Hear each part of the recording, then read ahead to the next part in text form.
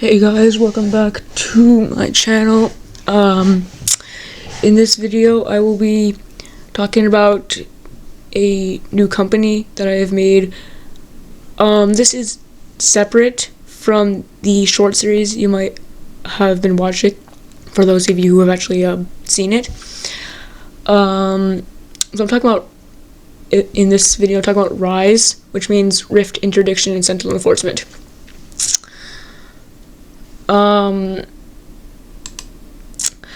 So Rise is directed by Rory Stevenson, and well, he is the creator of Rise as well. The base of Rise is underwater, so that way it can stay hidden, but also so it can catch kaiju, just like Jawbreaker or Bone Basher, etc., faster before they actually attack. The first kaiju we have is Razor Claw, who is a literal predator and can at times be smart, but when his predator instincts catch in, like when he's just hungry and just wants to cause chaos, well, he will. His mobility also makes him very dangerous too. Then we have, this one is Clawbite, who is very dangerous because of his ability. He can release a sonic scream, which can affect digital software and possibly even shut it down. The next kaiju on our list is Brutalicon, who is all muscles, no brain.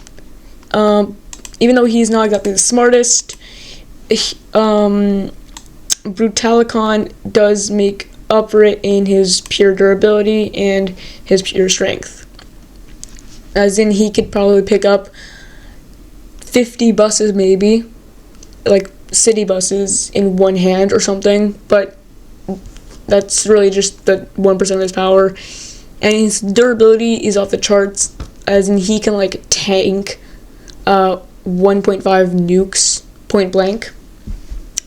So yeah. After that, we have Bone Basher, who is, well, he does what his name says. He will break your bones brutally.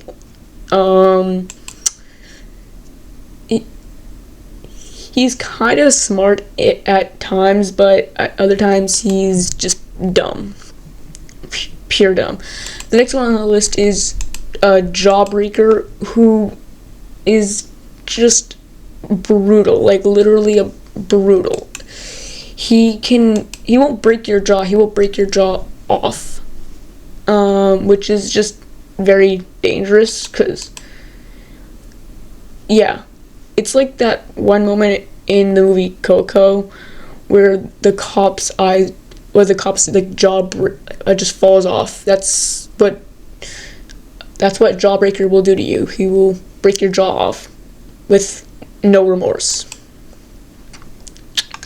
Then we have Atomicire, who, as the name suggests, has something to do with nuclear radiation or atomic radiation. So he actually gets powered up by nuclear radiation. He can take 50 nukes, which powers him up, but there is one downside.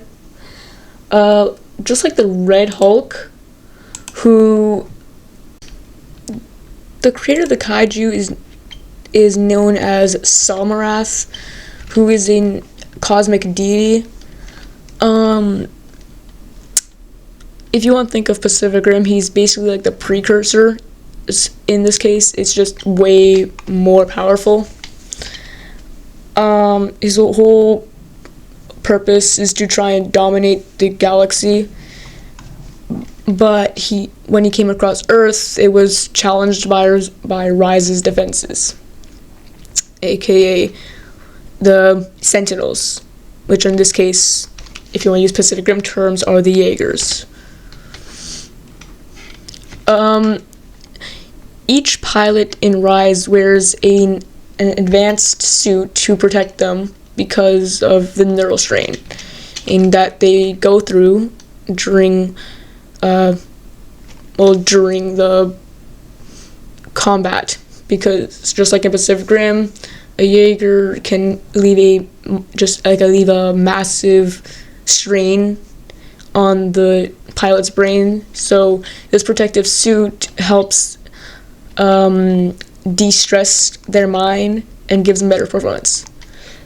The first Sentinel is known as Slayer Prime, who is powered by nuclear energy, which unfortunately can be fed on by the atomic fire. He also has a claw mode, which can help him get a better grip on the kaijus. Otherwise, he's not exactly the best Sentinel to use, but he is a very deadly combatant if piloted right.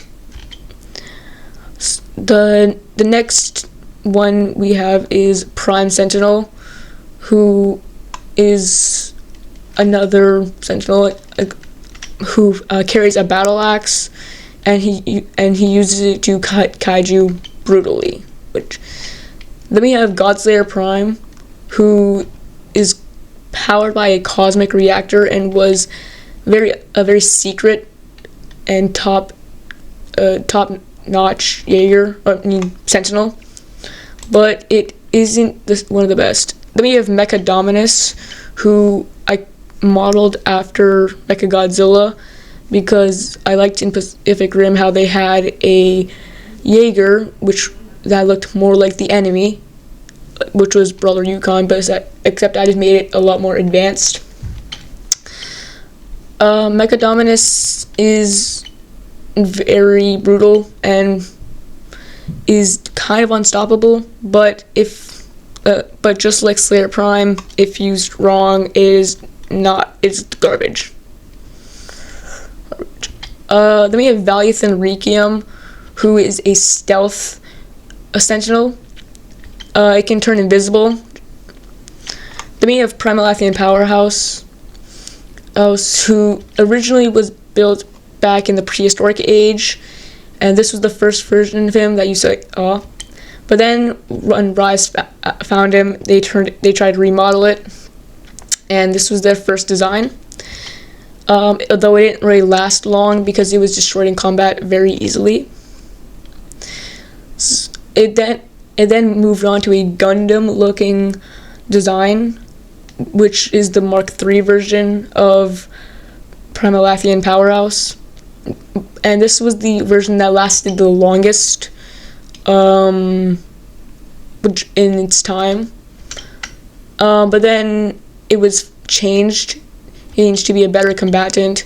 So then it was entered into the Mark IV version, but it was never really used. But the Mark IV version was never really used because Rory Stevenson, the director of Rise, did not like the jagged blade or the energy sword, and thought it just needed an upgrade.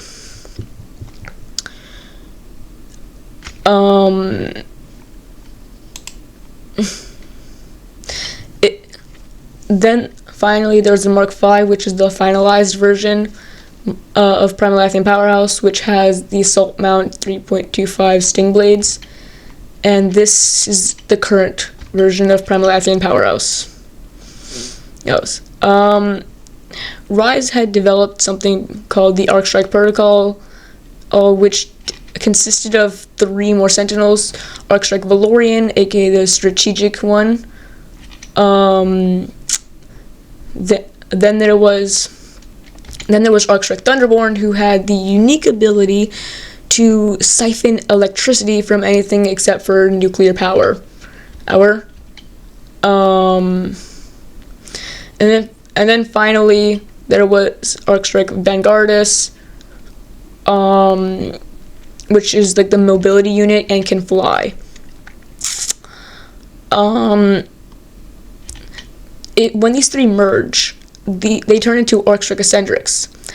Now for the Arcstrike protocol, it's kind of like a Voltron situation where the mechs themselves are sentient, and then if they sense a massive threat, they whenever they sense a massive threat, they turn into Arcstrike Eccentrics in this case, but in Voltron's terms, and they turn into Voltron.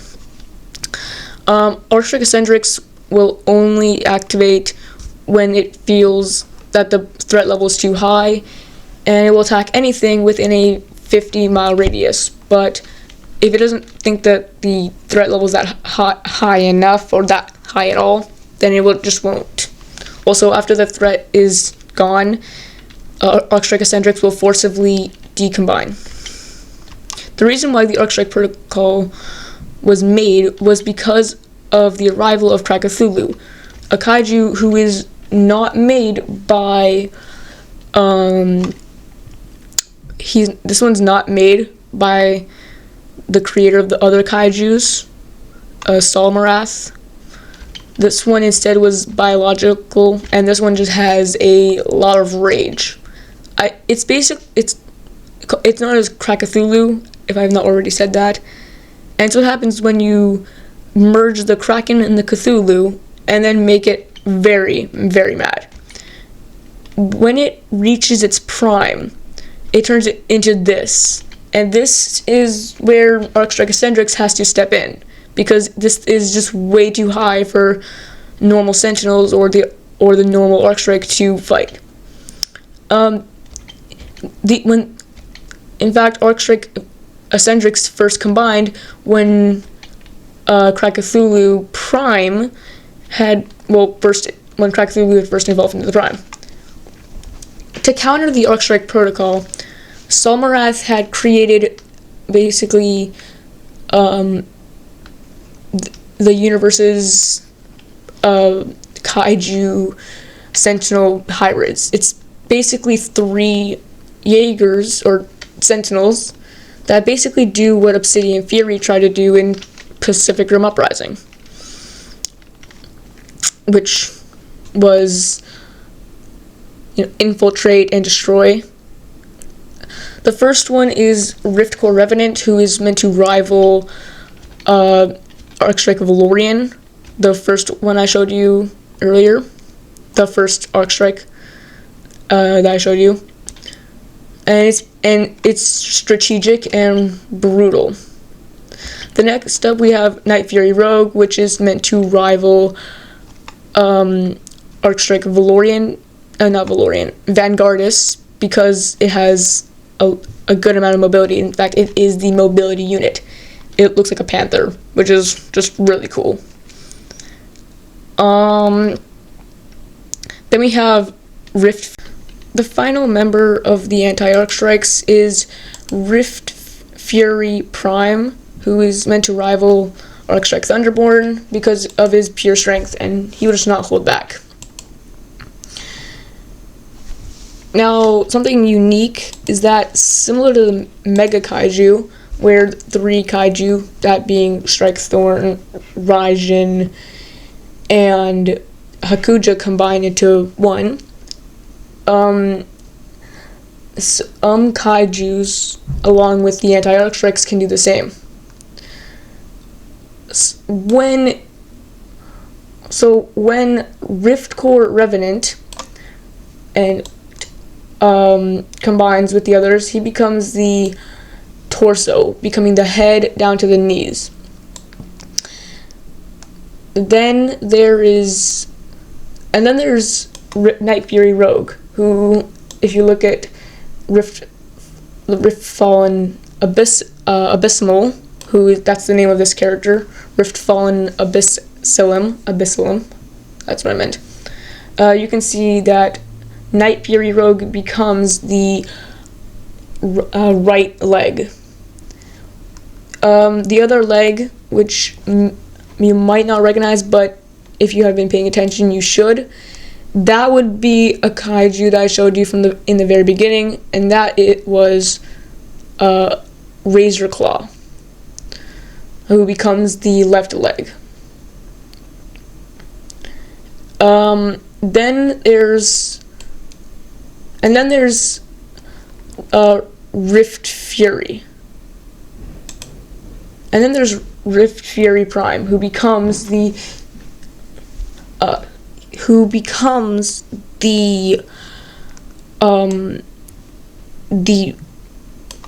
right arm. When Rift Fury, the one I just showed you earlier, Rift Fury Prime, it becomes the left arm of Rift Fallen Abysmal, and then the right arm is another kaiju I showed you in the beginning, and that was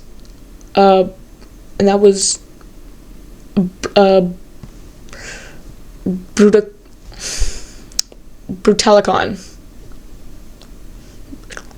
And so when these 5 characters combine into Rift Fallen Abyssalem, well, then they're able to rival that of Arcstrike Eccentrix.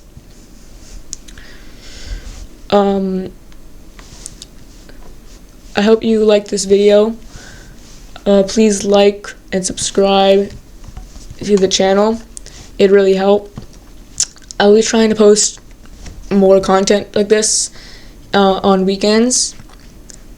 By the way, I want to let you know that after I'm done the short series that some of you might have been watching, I will be talking about more of these characters and going more into depth with them.